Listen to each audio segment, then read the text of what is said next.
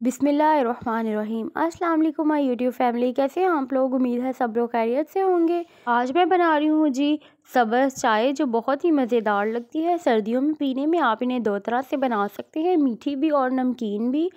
और बादाम और पिस्तों से इसकी गार्निश करते हैं, लेकिन मैंने यहाँ पर पिस्ते बिल्कुल इस्तेमाल नहीं किए। और चलें जी बनाना शुरू करते हैं। इसके लिए जी मैंने पहले ली है सबसे सब्ज़ चाय। ये देख लें, इस तरह की होती है ये सब्ज़ चाय। और आम आपको पंसारी की दुकान से ये मिल जाएगी। और सब्ज़ चाय में और सब्ज़ कहवे में जो है वो फ़र्क होता है। कश्मीरी चाय बोलेंगे आप तो वो आपको दे देंगे।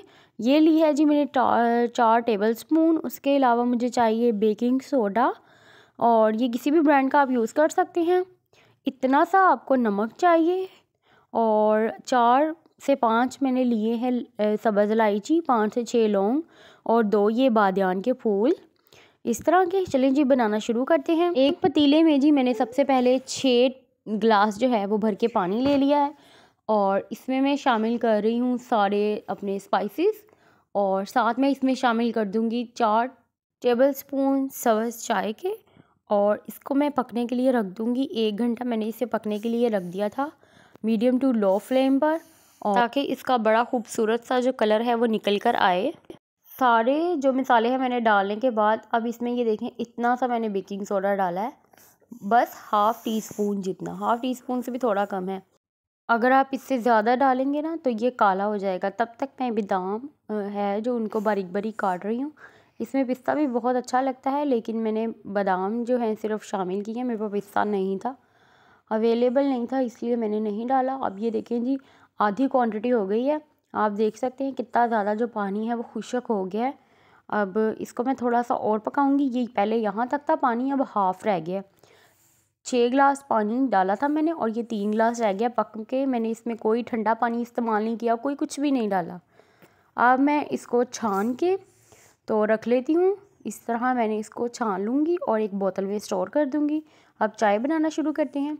चाय बनाने के लिए जी मैंने सबसे पहले दूध लिया है 2 कप, और इसको मैं बॉईल दूँगी एक। और साथ ही मैंने इसमें थोड़े से पिस्ते डाल दिए हैं, बादाम थोड़ी डाल दी हैं, ताकि जब ये गर्म हो तो बादाम थोड़े से सॉफ्ट हो जाएं और बड़ा अच्छा सा फ्लेवर आ जाए उनका।